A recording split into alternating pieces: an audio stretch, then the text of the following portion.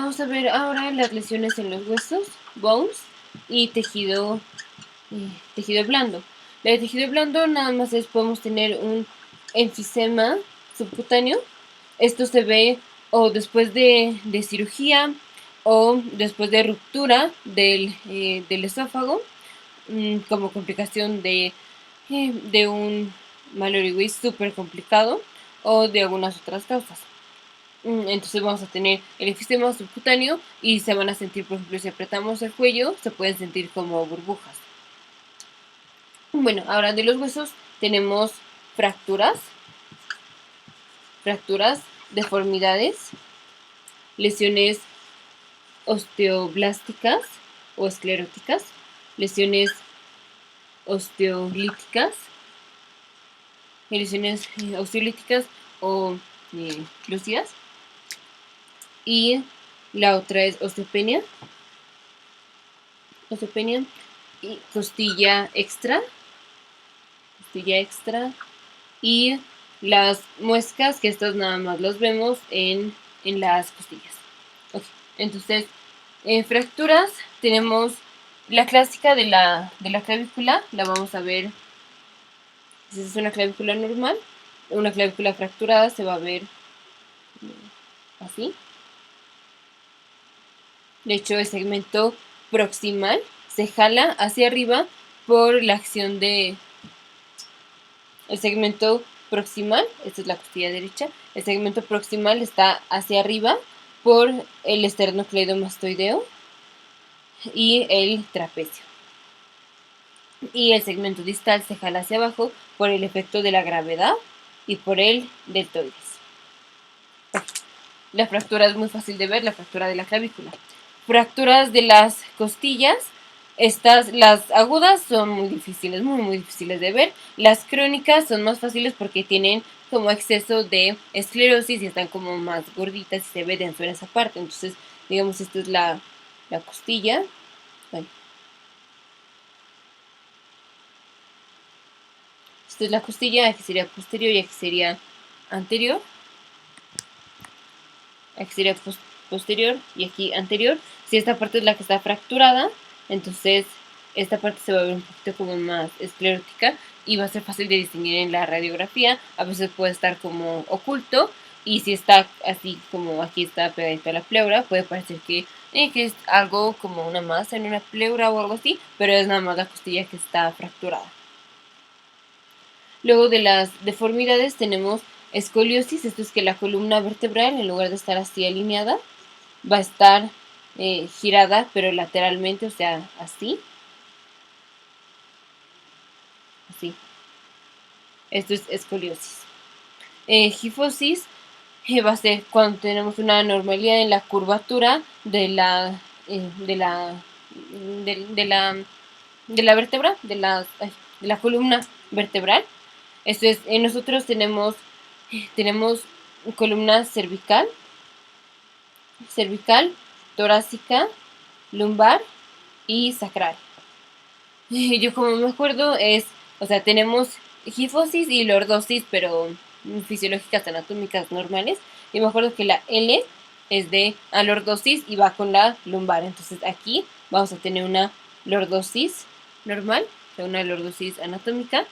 Y vamos alternamos entre gifosis y lordosis. Entonces, cervical va a ser lordosis, esta va a ser gifosis y esta va a ser gifosis. Entonces empezamos con una lordosis, luego está una lordosis cervical, luego gifosis torácica, lordosis lumbar y gifosis sacral. Estas son las normales, las fisiológicas.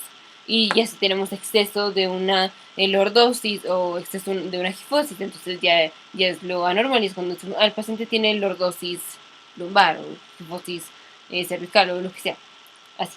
Entonces, bueno, esto es anatómico y así, y como se va a ver, es la lordosis, es cuando, cuando está, como la espalda está, a ver, aquí está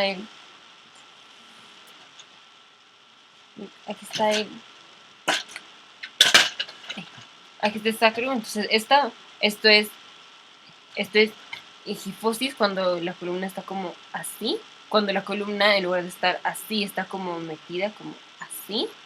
O sea, aquí sería que la columna está así. Esto como hacia enfrente, esto es lordosis. Eso es lo que le pasa, por ejemplo, a las señoras embarazadas. Se les hace una lordosis mientras están embarazadas. Bueno, entonces aquí es hifosis, es la columna está como para enfrente. Perdón, la lordosis es que está como para enfrente. Entonces tenemos primero una lordosis cervical, hifosis torácica, lordosis lumbar y hifosis sacral. Pero bueno, esto ya fue para toda la columna vertebral y nada más era para explicar que en una radiografía de tórax podemos ver o una escoliosis o una hifosis o lordosis, pero la hifosis y la lordosis es muy difícil verla así en una posterior anterior. Vamos a tener que, es difícil verla en una placa posterior anterior, en una radiografía posterior anterior, hay que verla en una lateral para poder distinguir lo posterior de lo anterior y ver hacia dónde se está yendo, hacia enfrente o hacia atrás.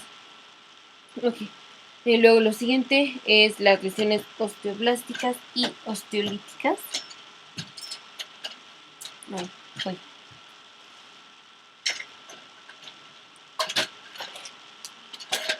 Okay.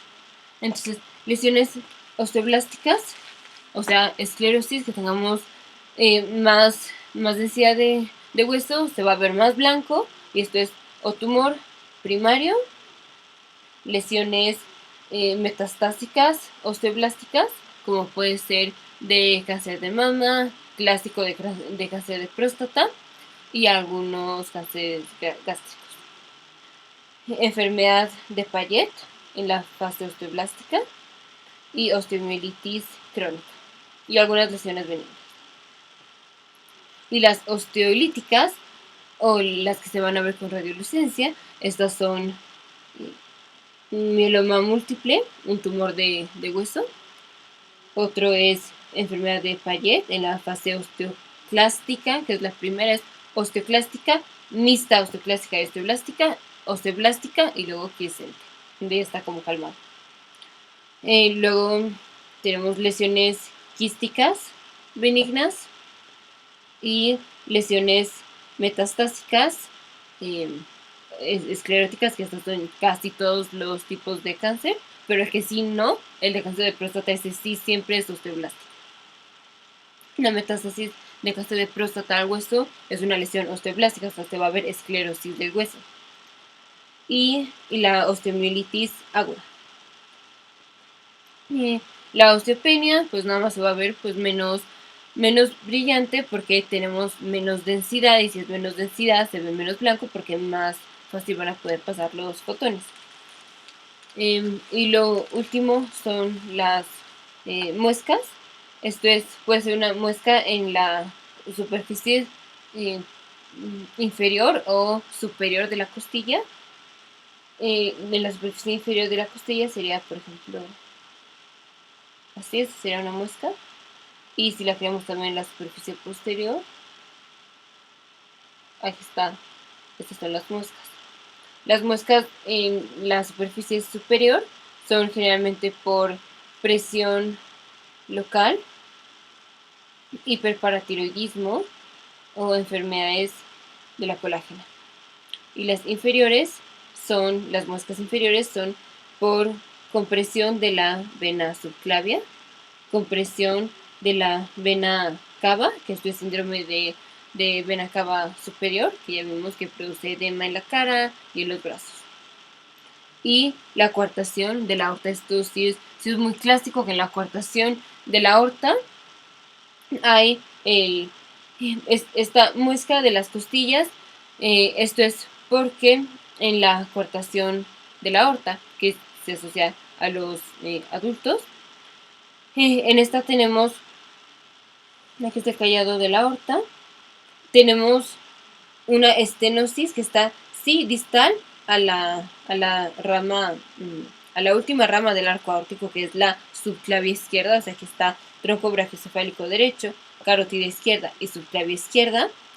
Aquí estaría el conducto arterioso, que es lo que une a la aorta con la arteria pulmonar, antes de que nazca el bebé. En la de los niños hay persistencia del conducto arterioso, aparte de tener una estenosis. En los adultos tenemos el conducto sí se oblitera, como siempre se debe obliterar, y tenemos la estenosis de la aorta, que ocurre, la estenosis ocurre distal al,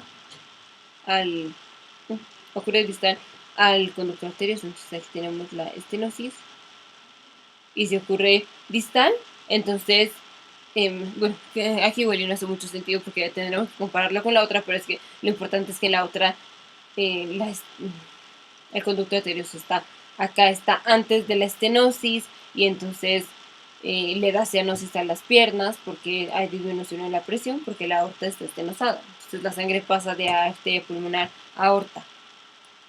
Pero bueno, aquí en el adulto no pasa eso, aquí, porque la estenosis está después del conducto arterioso, y aparte de que sí se cierra el conducto arterioso en los adultos, como siempre se tiene que cerrar. Pero bueno, entonces aquí lo que pasa es que como hay estenosis, no le llega sangre a las piernas, le llega sangre más a las extremidades superiores y a la cabeza. Entonces lo que pasa es, hay una circulación colateral entre la aorta abdominal descendente y la arteria subclavia, que finalmente hacen anastomosis con arterias intercostales y otras como epigástrica superior e inferior, pero ciertamente sí con las intercostales, y entonces eso aumenta el grosor de la costilla y hace que se vea esta como muesca, y la vemos en la cortación de la aorta y es muy común. La otra